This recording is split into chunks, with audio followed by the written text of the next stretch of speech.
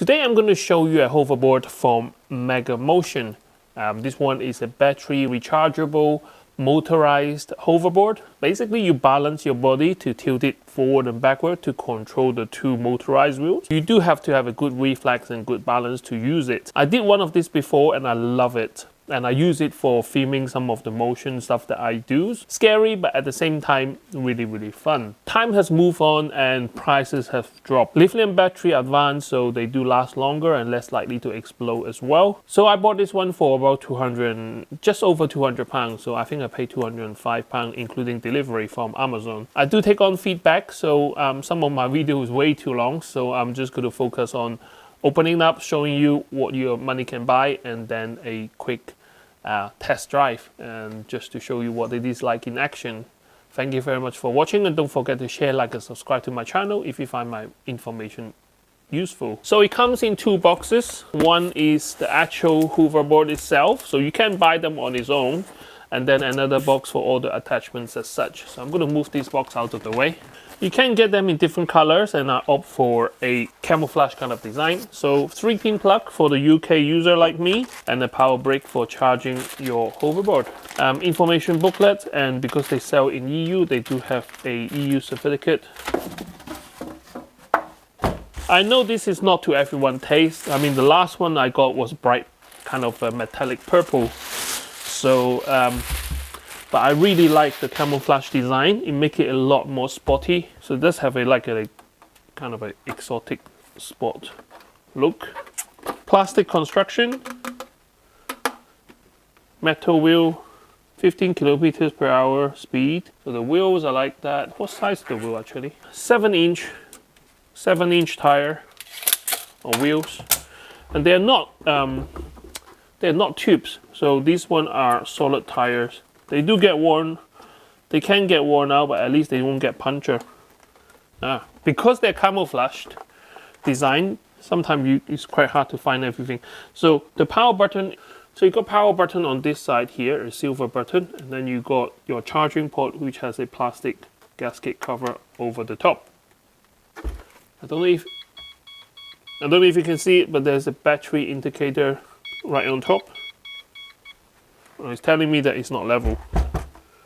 Okay, some of you might not know how the hoverboard actually works. So once you turn it on, they got sensors on here. So as long as there's weight on top of these two sensors, so as soon as you step on it, the motor will kind of engage. If it tilts that way, then the wheel will turn and push it forward, and vice versa. And because you can twist, and this is how you turn.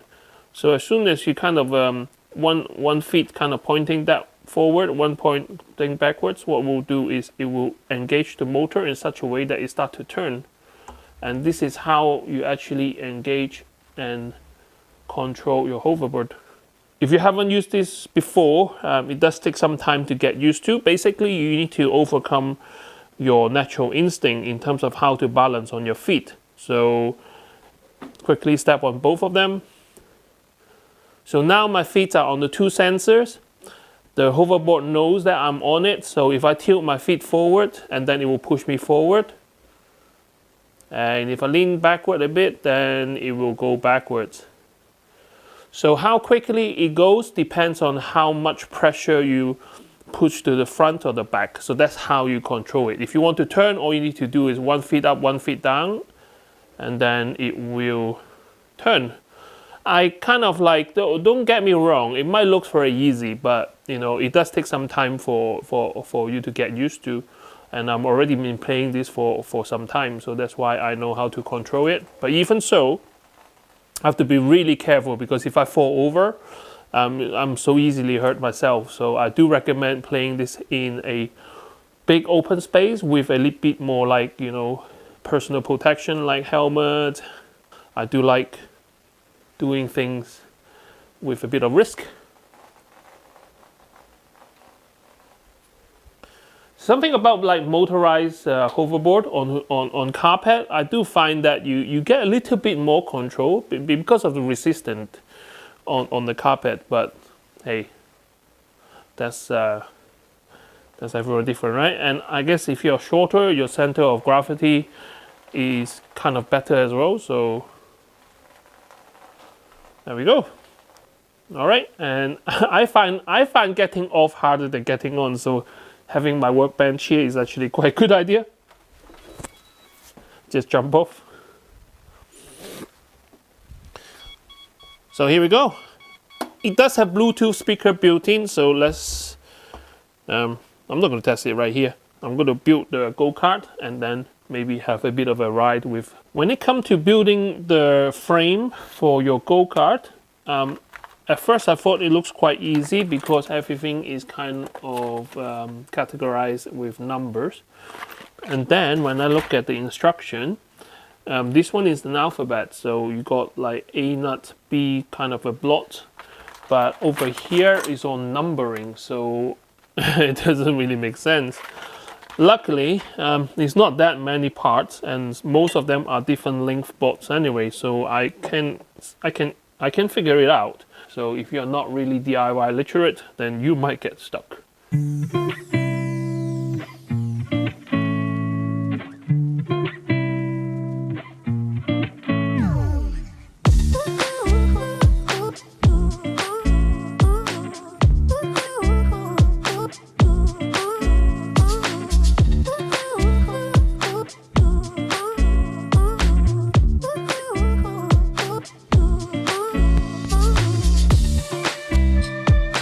So I find it easiest to put it together when it's upside down and then use the Velcro strap and strap it in place.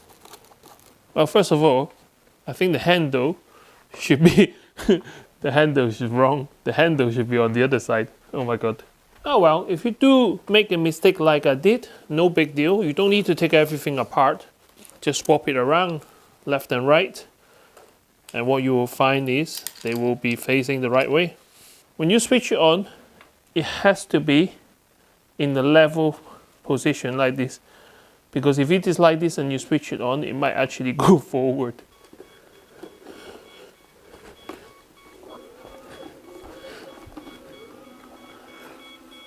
Okay, so that was the battery alarm.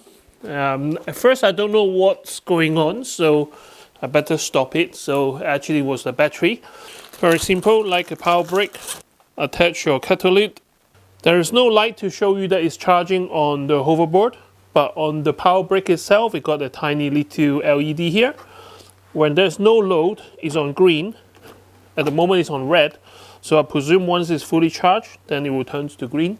Now, because the seat is already pressing on the sensor, so as soon as you switch it on, it will start to roll forward and backwards. Unfortunately, there's nothing to hold this in the neutral position. When you switch it on, you have to be careful. I kind of like, remember now the switch is at the back here. So what I'll do is I'll sit down first. Okay, once you sit down, make sure that it's relatively level.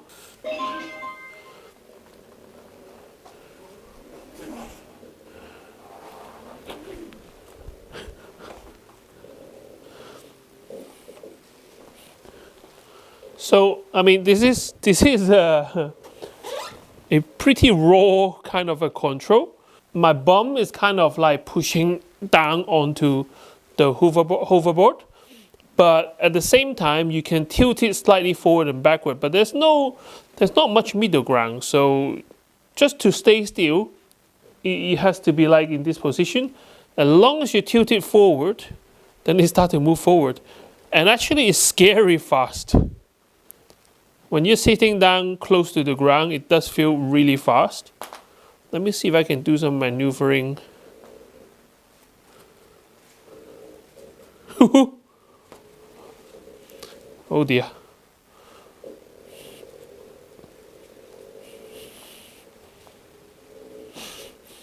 Oh my God, good easy! And don't forget this is carpet, so there's a lot more friction.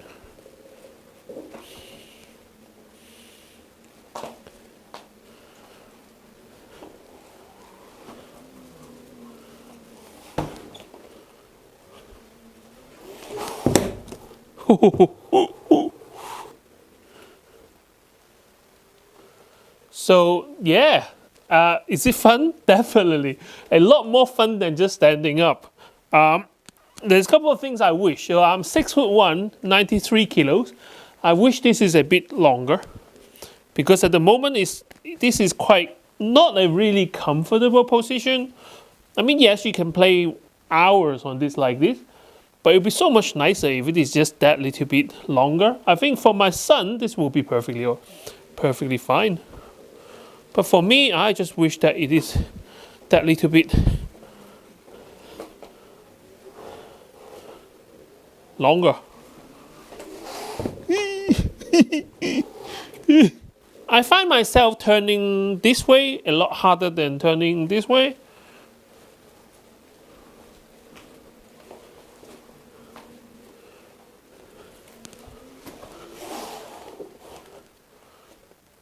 Okay, that's all I have time for you today. I see you next time with more interesting gadgets. Bye bye!